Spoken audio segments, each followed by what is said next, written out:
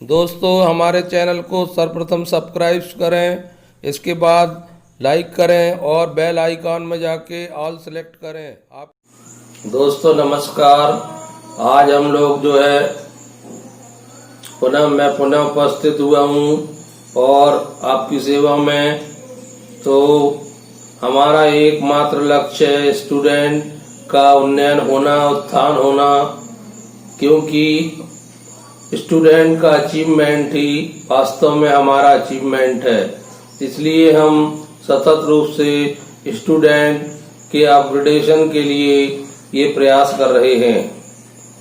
दोस्तों जब हम जॉब्स की बात करते हैं तो प्राइवेट सेक्टर में जब जॉब की बात करते हैं, पब्लिक लिमिटेड में जब जॉब की बात करते हैं, तो हमारे पास सॉफ्ट स्किल्स और हार्ड स्किल्स दोनों होना चाहिए। सॉफ्ट स्किल्स वो कहलाती हैं जो एक्वायर की जा सकती हैं, जो ट्रांसफरेबल होती हैं, और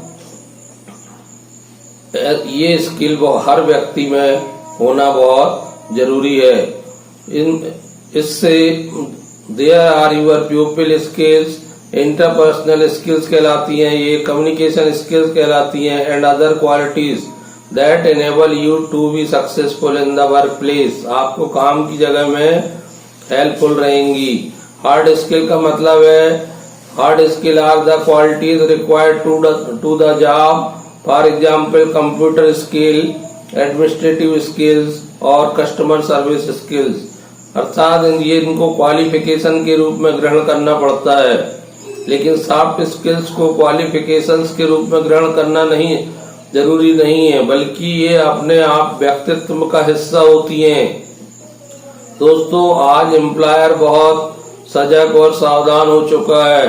वो डिग्री डिप्लोमा के अलावा आपके पास बहुत सारी स्किल्स देखना चाहता है।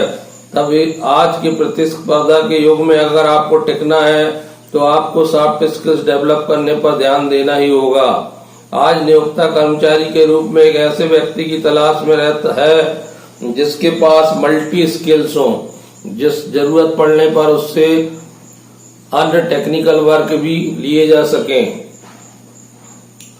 तो दोस्तों एक स्किल्स जो सभी व्यक्तियों में होना जरूरी है, चाहे वो नौकरी पेशा हो या ना हो। जो प्राइमरी स्किल्स है वो है कॉमन सेंस।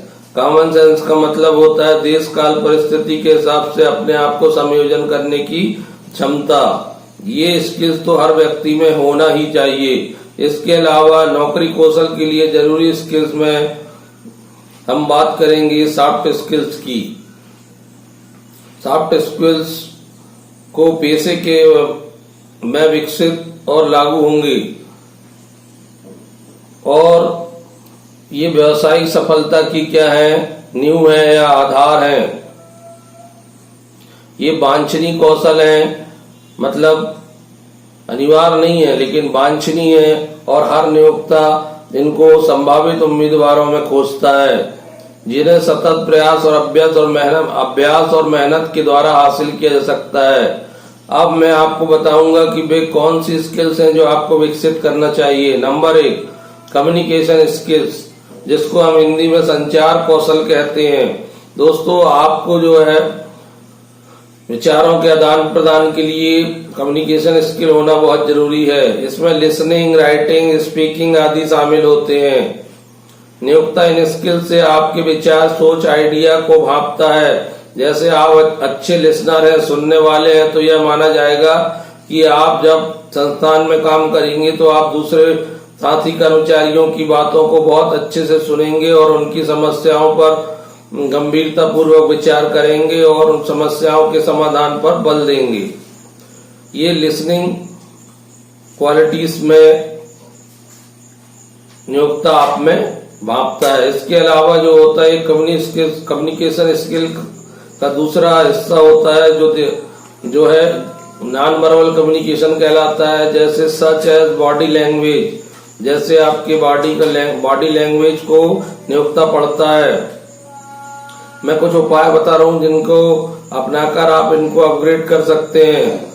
अपनी पढ़ाई के दौरान रिपोर्ट राइटिंग, करस्पॉन्डेंस, असेसमेंट बनाना सीखें। अपना ब्लॉग या साइट बना लें और डेली अपने उसमें कुछ ना कुछ अपने देश के बारे में, समस्याओं के बारे में, पढ़ाई के बारे में, कोई भी विषय के बारे में लिखें।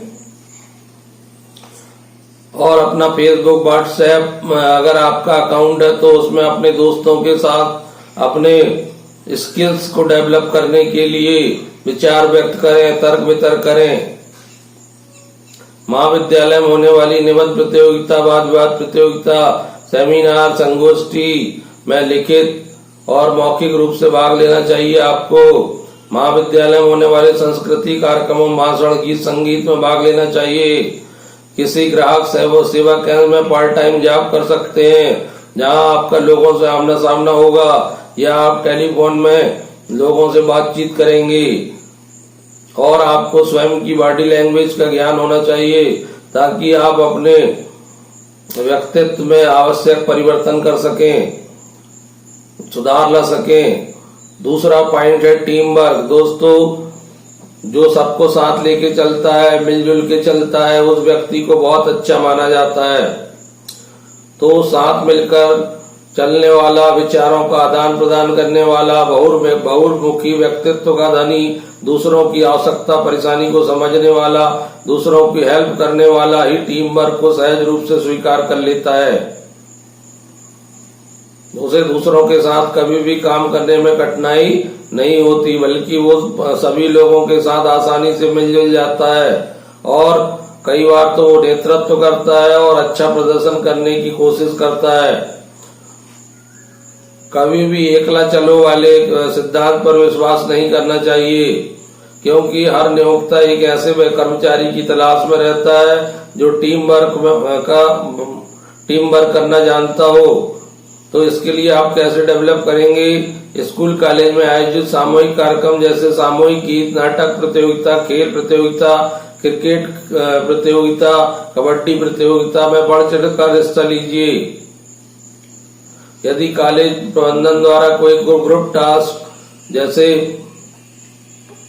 करिकुलम एक्टिविटीज वगैरह कुछ होती हैं, तो या आपको कोई ग्रुप टास्क सौंपा जाता है तो उसमें पार्टिसिपेट करिए। सामाजिक गतिविधियों में कम्युनिटी डेवलपमेंट एक्टिविटीज जैसे श्रमदान है, पेड़ वृक्षारोपण लगाना है, समाज के लोगों की मदद करना है, ऐसे कार्यक्रमों में भाग लीजिए। तो आपके मन में टीम भावना डेवलप हो जाएगी। प्रॉब्लम सॉल्विंग बनिए, प्रॉब्लम क्रिएटर नहीं बनना चाहिए किसी व्यक्ति को। जो व्यक्ति प्रॉब्लम को, समस्या को समाधान करने के लिए आगे आता है, उस व्यक्ति को सब बहुत पसंद करते हैं। इसलिए आपको ये ध्यान रखना है कि नियोक्ता संस्थान में एक ऐसे व्यक्ति को चाहता है जो संस्थान में किसी प्रकार की समस्या होने पर उस पहल करते हुए उस समस्या का शीघ्र समाधान ढूंढने का प्रयास करे और प्रॉब्लम को सॉर्ट आउट करने का प्रयास करें। और ऐसे व्यक्ति की संस्थान में बहुत इमेज रहती है। अतः प्रॉब्लम सॉल्विंग स्किल आपको डेवलप करना चाहिए। ये कैसे करेंगे आप? अध्ययन के दौरान यह देखना चाहिए कोई समस्या अगर आपके कॉलेज या संस्थान या आसपास पैदा हुई है तो उसको आपने कैसे हल किया था। अपने मित्रों, पहचान वालों से किसी समस्या के समाधान के उपाय के बारे में जानना चाहिए कि अगर ये समस्या पैदा हो गई तो इसको हल कैसा करेंगे, या उन्होंने अमुक समस्या को हल करने के लिए क्या समाधान ढूंढा था। इसके अलावा आपको इनिशिएटिव होना चाहिए, पहल करना चाहिए। पहल करने वाले व्यक्ति की बड़ी वैल्यू होती है। जरूरी नहीं कि संस्थान आपको छोटी छोटी बातें बताए कि आप ये करो तभी आप आगे कुछ कार्रवाई करेंगे। आप अपने मन से भी संस्थान के लिए कुछ ऐसा कर सकते हैं जिससे कि आप जो है संस्थान के नजरों में आ जाएं। तो पहल करना या इनिशिएट करना एक अच्छी कला है, ये अच्छी स्किल है। तो ये कैसे डेवलप कर सकते हैं? जब आप स्टडी कर रहे हो तो आप जो है कोई भी कार्य कॉलेज या संस्थान में आता है तो आप सबसे आगे कार्य करने की सोचिए। आप कोई कार्य कॉलेज में जैसे शिक्षक दिवस, विश्वकर्मा जयंती, इंजीनियर डे आदि पर कोई काम हो रहा है तो आप प्रबंधन से अनुमति लेकर उनको आयोजित करने में आगे आइए। कॉलेज परिसर में श्रमदान, वृक्षारोपण आदि में आगे आइए। को स्वयं अपने मन से कोई संस्थान का विजिट करके वहाँ की कार्य प्रणाली देखिए, स्वयं अपने मन से कोई ट्रेनिंग एक्वायर करिए, समाज विकास से जुड़े कोई कार्यक्रमों में भाग लीजिए, घर में पारिवारिक सदस्यों का मदद करिए।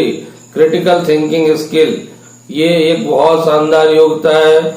इसमें निष्पक्ष होकर विश्लेषण करके तर्कपूर्ण निर्णय लिया जाता है। इसमें स्रोतों का मूल्यांकन किया जाता है, जैसे कि डेटा, तथ्य, अवलोकन, योग घटनाएं और शोध निष्कर्ष। अच्छे आलोचक विचारक जानकारी के एक सेट से उचित निष्कर्ष निकाल सकते हैं और समस्याओं का हल ढूंढ सकते हैं और निर्णय के लिए उपयोगी और कम उपयोगी बातों के बीच अंतर कर सकते हैं। जैसे एक प्लम्बर को अगर बुलाया जाएगा कि भाई हमारे घर में पानी लीकेज हो रहा है, तो वो पानी को लीकेज को ढूंढना और उसके लिए समस्या का हल करना, ये उसका जो है वो क्रिटिकल डिसीजन से पता कर लेगा कि वास्तव में कहाँ से क्या हो रहा है और उसका उचित समाधान ढूंढ देगा। जैसे मान लो कोई स्टाफ नर्स है, तो उसको अगर किस स्वास्थ्य के कार्य में वो संलग्न है, तो मरीजों को किस क्रम में दवाइयां देना है, क्या देखरेख करनी है, वो उसको अच्छे से आता है। प्रोफेशनल और वर्क एथिक्स, जहां आप काम करते हैं वहां आपका व्यवहार पेशेगत होना चाहिए, आपको नैतिक रूप से सही होना चाहिए। लीडरशिप, आपको नेतृत्व करते आना चाहिए, दूसरों को साथ लेकर कार्य करने की कला आपको होना चाहिए। आपको दूसरों को प्रशिक्षित करने, स्किल विकसित करने के लिए पारस्परिक कौशल का उपयोग करके नेतृत्व करना चाहिए। दूसरों को प्रेरित करने, व्यवस्थित करने, प्राथमिकता देने या प्रतिनिधि बनाने के लिए एम्पैथिक कौशल, वह व्यक्ति जो दूसरों की भावनाओं को पहचानता है एवं उसके साथ घुल मिल कर भुल जाता है, ये एम्पैथिक कौशल कहलाती का उपयोग करना चाहिए। लर्निंग स्किल, जीवन में हर व्यक्ति में ये स्किल होना चाहिए, क्योंकि लगातार ज्ञान के भंडार में वृद्धि करते रहना मानव का कर्तव्य है। अगर आप जिस प्रकार घड़ा एक बूंद से भरता है, उसी प्रकार व्यक्ति को अपने ज्ञान में एक बूंद प्रतिदिन ज्ञान की शामिल करने का प्रयास करना चाहिए। आप जानते हैं कि आज दिन दूनी रात चौगुनी गति से टेक्नोलॉजी में परिवर्तन हो रहा है। यदि आप टेक्नोलॉजी से भी रहेंगे और यदि आप बदलाव को अंगीकार करेंगे, स्वीकार करेंगे और उस हिसाब से अपने आप को बदलेंगे, तो आप आसानी से किसी भी संगठन में आसानी से एडजस्ट हो जाएंगे। लेकिन अगर आपके मन में कुछ सीखने की इच्छा ही नहीं रहेगी, तो फिर आपका सरवाइव कर पाना बहुत कठिन हो जाएगा। आज नियोक्ता ऐसे कर्मचारियों की तलाश में रहता है जो लर्निंग स्किल्स के लिए उपयुक्त हो।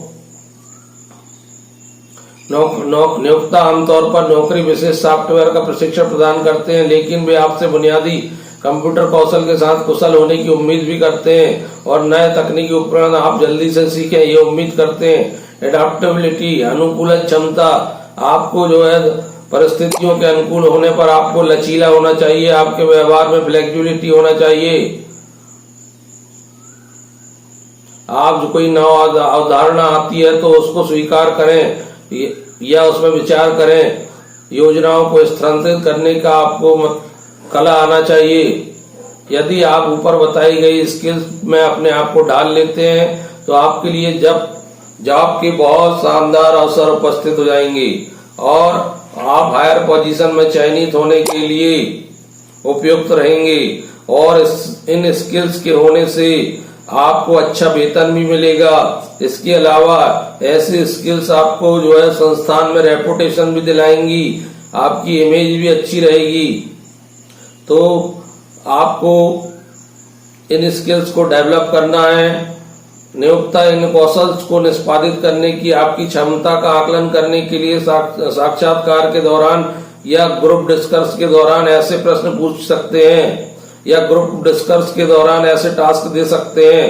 तो दोस्तों, ये हमारे तरफ से एक नौकरी से जुड़े सभी पहलुओं से आपको अवगत कराने का प्रयास किया जा रहा है।